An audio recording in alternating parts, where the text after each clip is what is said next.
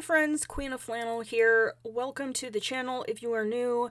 Welcome back if you are returning. So today I thought we would take a little bit for this video and do a quick beginner-friendly tutorial on how to color wood grain.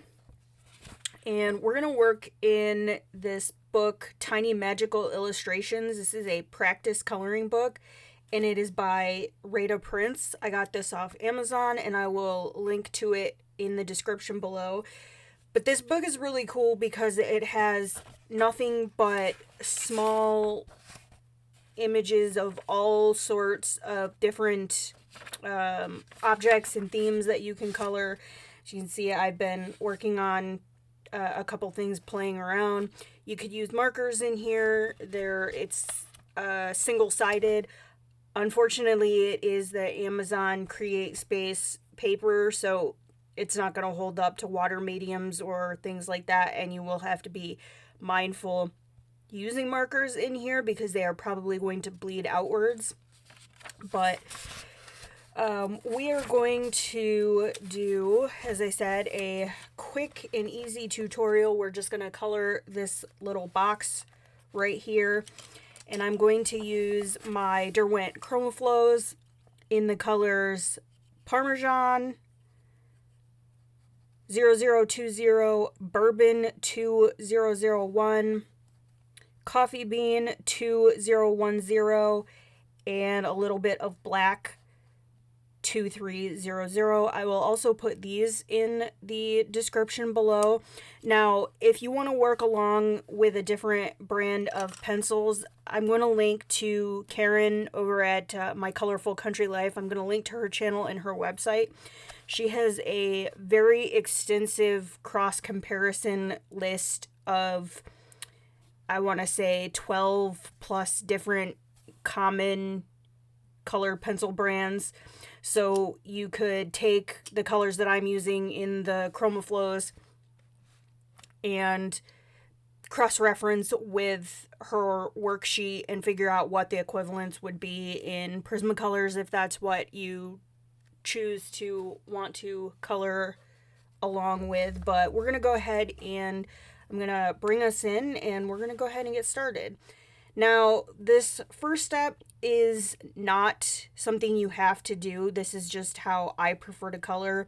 And since I tend to work with more of a layering style than a blending style, and the Chromaflows I find do better when they have some pencil to bite into. So a lot of times what I will do is take a light base color and just go over my whole image, and this will give the rest of my colored pencils something to grip onto and make it a little bit easier to get the texture that I want than if I just start going in right with the other colors. And so this is Parmesan. Usually when I do this, I will try and pick a coordinating color to essentially underpaint with. And I always advise testing your materials out on an inconspicuous place in your book or on a page that maybe you're not super interested in coloring the whole thing, just to see how they behave. And especially if you are doing this underpainting technique, there are certain pencils that, depending on what color you're using, will actually cause your top colors to shift, and they might not look quite the way that you want them to look. So now that I have my base layer down here, I'm going to switch to my Coffee Bean 2010, and I am going to lightly block in where I want my darker colors. So it's mostly going to be on these little accent detail lines and around the edges. And I'm starting light and will build up the depth as I start adding in my mid-tone. This is purely just to block in where I want my darker wood tone. And I actually am going to do a little bit of this on these edges right here as well.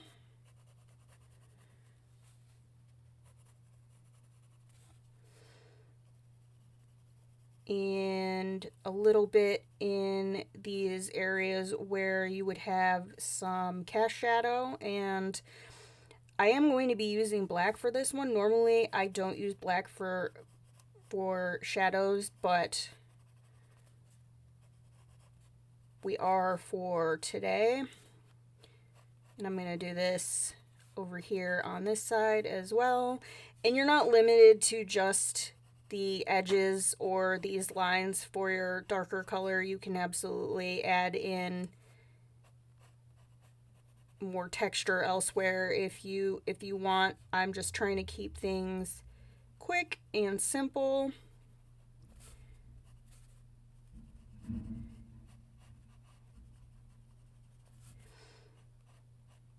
This book is very fun to experiment with, and if you have a decent printer, you could always scan and copy the pages and print them out on your own paper if you wanted to experiment with other things. But I think this will be a nice book to do little tutorials with. Okay, so now we've got some of the darker color. And I'm going to go in and again with a light hand bring in some of the bourbon.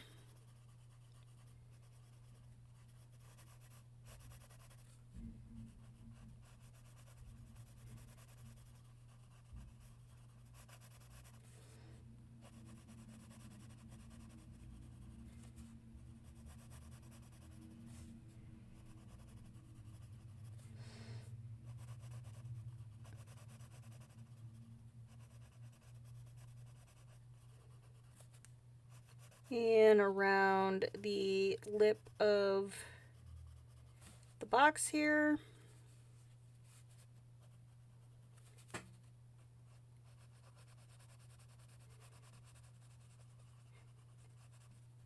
And I am holding my pencil back a little bit farther just so that I don't get too heavy-handed. Again, that is just my preferred style, is to work in light layers. I find this helps me to get a better visual over the image when I get enough color down to be able to see it, but not so much that if I need to erase or I don't like the look that I can't in some form or fashion take some of it back.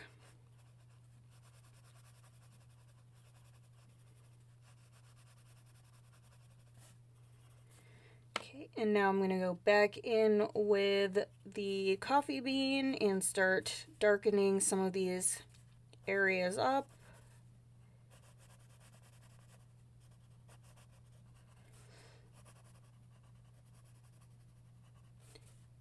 And I'm going to bring some of this coffee bean out into the bourbon just a little bit, and I'm lightening up my hand pressure because I don't want it to be too overpowering.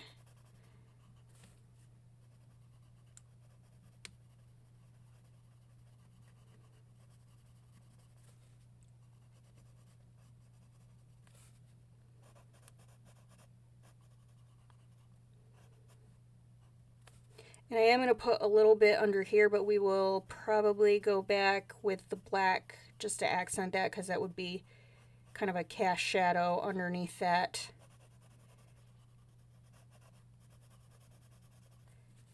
leaf.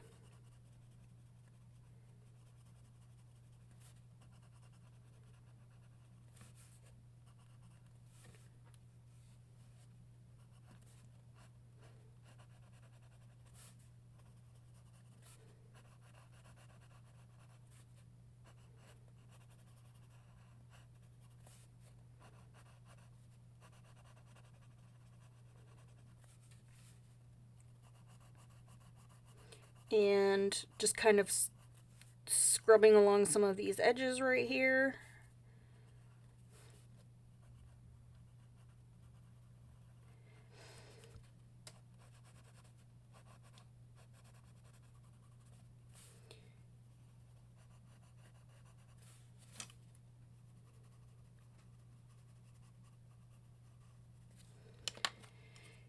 And we're going to go back in with the bourbon.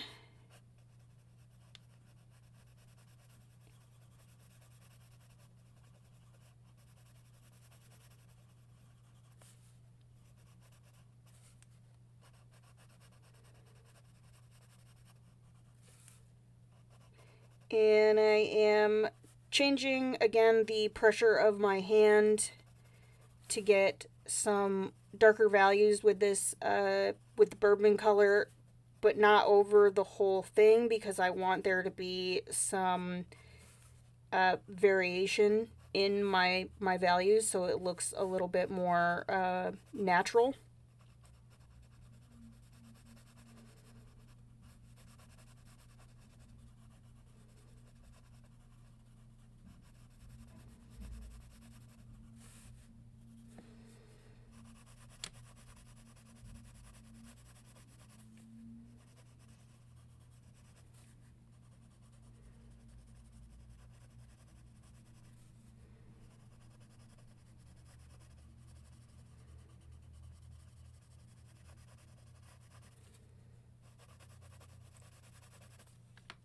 And now I'm going to go in with just a little bit of the Parmesan and just kind of use this to smooth out the blend.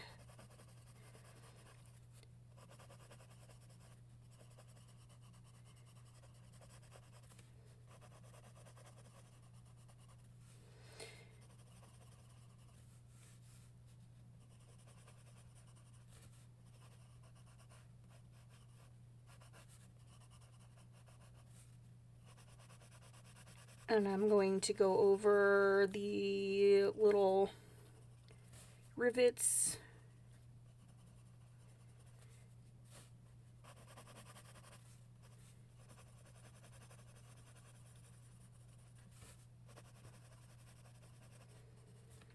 Okay, now we're going to come in with the black. And I'm going to be very light-handed with the black, and I'm only going to go into some of these areas where we would have that little bit of a cast shadow, and on this edge right here.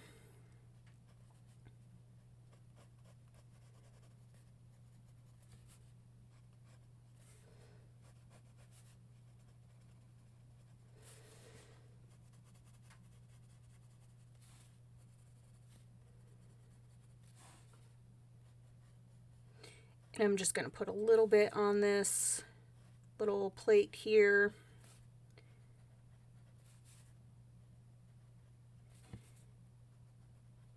And around these rivets.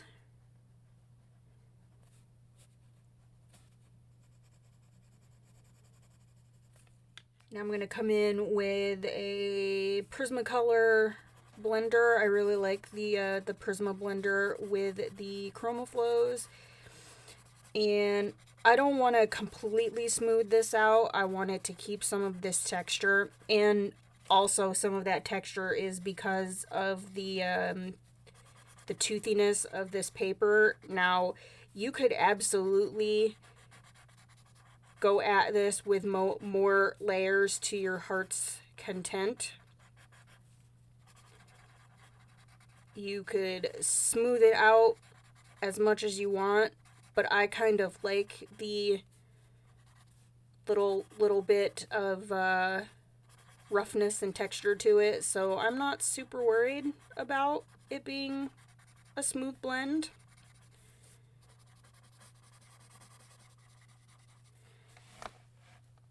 And there we go. That is our quick and easy beginner wood grain tutorial. Hopefully you found some useful information in this video. If you did, please be sure to like and sub, and I will see you guys in the next one. Thanks so much.